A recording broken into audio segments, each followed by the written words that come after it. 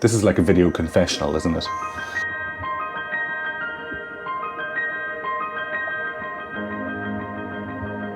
And so I find myself back in France. If you've been following my videos for a long time, about a year ago I sold my house. God, it's longer. This is in the middle of summer and I sold it in March of last year. And I came to France then to maybe find somewhere to buy. Property, particularly in rural France, is much less expensive than in Ireland or the UK or many parts of the US or Canada. And I mean by at least half. If you go into the cities, it's, comparable in terms of expense. And I bought a van. There's an entire series of me going to the Arctic Circle in the van that has been released or is being released as we go. And then I traveled around the world a little bit more. There's a lot of stuff on YouTube about full-time travel, including my stuff. And I recommend it highly. I mean, I have loved traveling full-time. But by the same token, there are certain things that you can't do or that are more difficult to achieve. And one of those is healthcare. Earlier this year, I had a very minor scare about something and had to get tests done and so on and so forth. And I was in Colombia. And Colombia has lots of positives about it, including its healthcare. But I didn't particularly want to try and navigate the healthcare system when I don't speak Spanish so well. I probably speak French better than I do Spanish, but I didn't particularly want to go through tests without sort of having worked that out. And so I came back to the UK to work through all of that. I'm fine and, everything is okay. This is like a video confessional, isn't it? I find myself back in France because I'm drawn to the slightly better weather, the range of fresh foods, which are delicious. And by that I mean mainly produce, great veggies and fruit. And that's, a normal part of life. And I mean, that's an affordable part of life in a way that it isn't quite because of the cost of living in other countries. And so I've come to look at properties again. Am I giving up travel? Absolutely not. But I probably am changing the way that I do it, and I'm changing the way that my output kind of works, if that makes sense. I've done a bunch of travel conferences at this point, and somebody cutting their grass. There's certain things that keep coming back up for me. I've worked for 25 years before trying to do travel properly, if that makes sense. Trying to be a travel writer and a travel filmmaker in a dedicated way. The experience of having worked professionally before becoming a travel writer and filmmaker, attending those conferences, watching what's going on in the travel market, kind of distills down into a couple of points for me. First is, I don't have to travel full-time. If I want to travel full-time, 100%, no problem. The difficulty for me has been getting steady internet access along the way. And secondly, striking a balance between actually being in a country, visiting a place, and recording it, both for a blog and a video channel. And in fact, I've had more than one of those. And then creating the output and editing it and still being there and being present. And this boohoo for me, it's not a big moan, to be honest with you. Great, I've gotten to visit lots of different places, but when I started working TV like 25 years ago, longer, 27 years ago, before a camera person and a reporter went out, my job was initially as a researcher. So I'd work out where the people needed to go, whether there was a script that needed to be written, all of that kind of preparatory stuff. And when I started filming for Planet Patrick, I just picked up a camera and went for it. I quite like the charm of that because you don't know what's going to happen. But eventually what does happen is that 80% of the time it's something which is repetitive and you filmed more than you need of those bits and not enough of the 20%, which is the special sauce, the stuff which is interesting, the adventure, the fun parts. And they don't always have to be adventure. You don't always have to be falling off the side of a boat or something, but working out what it is that's going to appeal to the person who might watch you. That's the thing about it. And before I say, oh, well, you need to be natural and all of that, I mean being natural, being yourself in the moment, being 100% who you are. People keep saying, you find your niche in the travel writing, in the travel content industry. People talk about this thing all the time, niching down. Niching down is finding exactly what your special niche is and really going after that. It'll bring in a particular audience along the way. That particular audience will bring in kind of friends and family, or you must watch this channel or follow this person's Instagram for such and such a content. And even if you're heading down this very, very direct track, it doesn't mean that the only people who will watch you are only interested in that, but people will be drawn in by your own enthusiasm for that. In my life, I've always had multiple tracks. Could I write about being a solo traveler? 100%. Could I write about being a digital nomad? I've done it for years. Could I write about being a gay traveler in countries which aren't so welcoming to LGBT people? 10 million %. We can talk about all of that. And all of those things are interesting threads, and they're also not the only threads.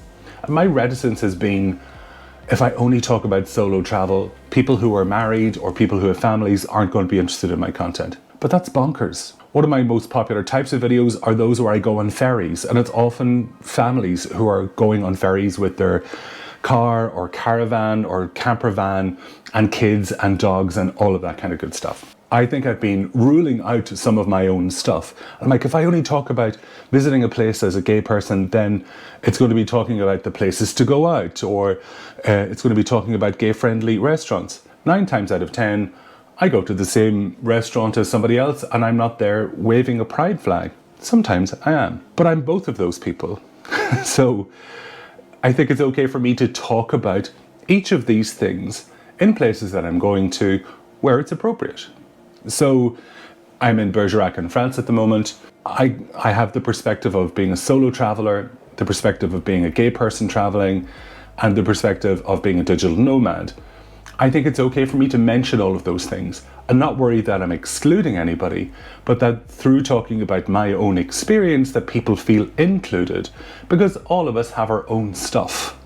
We're carrying whatever it is our perspective is, and all that I'm offering in my travel content is one more perspective. There's 100 reasons why I've returned to France to look, and probably budget is really important, because as I'm now working full-time as a travel content creator, my income is fluctuating and is much, much lower than it's ever been in my life.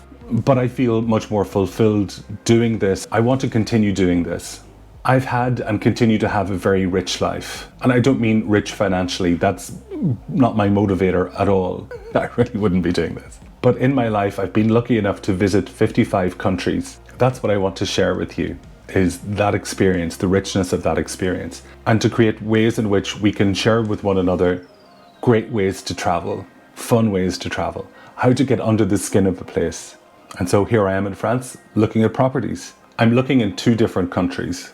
So this is the French leg, and I'm here for 4 nights. I've already had 2 nights. On the first day, I saw 2 properties. Interesting. One was really at the lower end of the market, and it looked like a murder scene. It was a flat in this older building, and it hadn't been touched in so long that the shared areas hadn't been touched in so long. They needed so much work. The second was a beautiful maison bourgeoise, a beautiful detached townhome. The price is fantastic for what it is, potentially a 7-bedroom home, but I'm a single person and it needs a huge amount of work. It's going to need hundreds of thousands of euros to be spent on it. It'll be fantastic. If I wanted to be a hotel owner, this would be my way in. Then I went to a different area yesterday and looked at 2 more properties. One I had to write off immediately because the floors were at a slope like this and the property had a lot of cracks that looked like they were more than settlement cracks. But there was one village house that I really liked. Here's an image of it. Those green shutters are very charming. It's had the roof replaced. It still needs quite a lot of work, but the price point is fantastic compared to other countries. I'm torn a bit between whether to live in a city or the countryside. And so I'm going to Bordeaux today, which is one of my favorite cities in France. I'm staying there for a couple of nights just to kind of enjoy it and see what the vibe is like. Maybe I'm drawn into just renting somewhere rather than getting into buying a property again. That we'll discover as part of this story. And that brings me to some of the changes that I'm making this week to my YouTube footprint and my social media footprint, and particularly to my blog.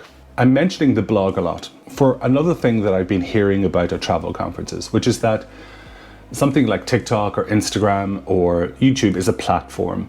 So it sits there and it has all of the content coming in from content creators.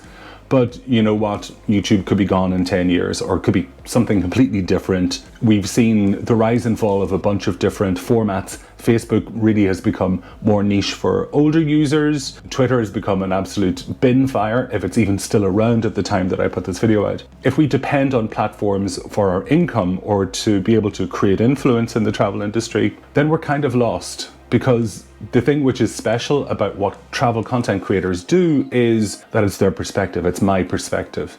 It's what I write about, things which I'm passionate about and which I use my voice to create. That brings up the whole question of AI, but that's almost a separate video on its own. Comment below if you'd love to hear a little bit more about AI, because that's part of my background as well.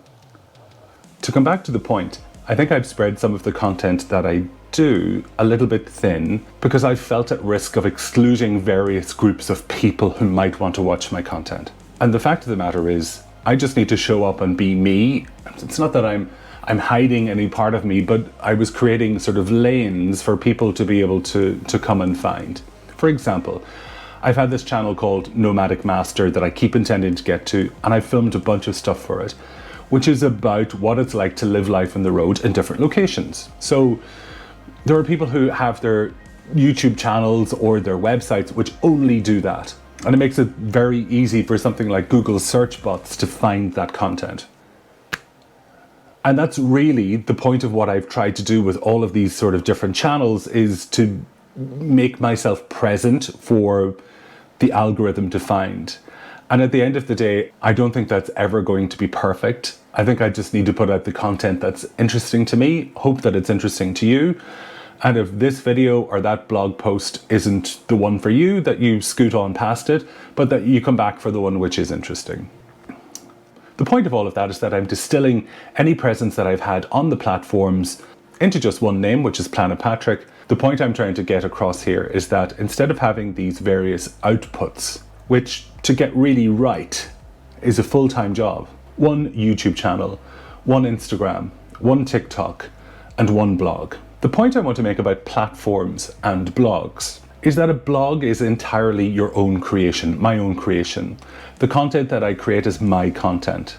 And if the provider that I use for that output, which is WordPress, if you're interested in blogging, if it goes away, all of that content stays mine. I've got it on my computer, it's 100% my own. And anything that I create out of that, like the newsletter, if you don't already get the Planet Patrick newsletter, you can sign up right now. There's the link below for that. All of that is very direct between me and people who read or watch me. So if YouTube goes away or TikTok changes, or there's legislation that changes the way that Instagram Reels or Threads or Snapchat is used in the future, and all of that content were to disappear, then I still have the blog and newsletter at the heart of things. So if you've been with me as I've been trying out sort of different things around the YouTube channel and as the blog has been developing, the blog, by the way, is called thisisplanetpatrick.com, then I appreciate your patience very much. The point of it is to enjoy travel.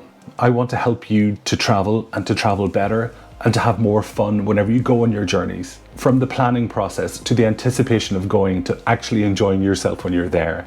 I hope you'll be here for more of that journey. From Bergerac in France, thank you so much for joining this short episode of Planet Patrick. If you haven't already subscribed to the YouTube channel, it really does make a difference to me because the big old algorithm will show my video to more people. All my social media is linked below, but the things that I would really like you to engage with are this video channel and the blog. Until the next episode, take care. Bye bye.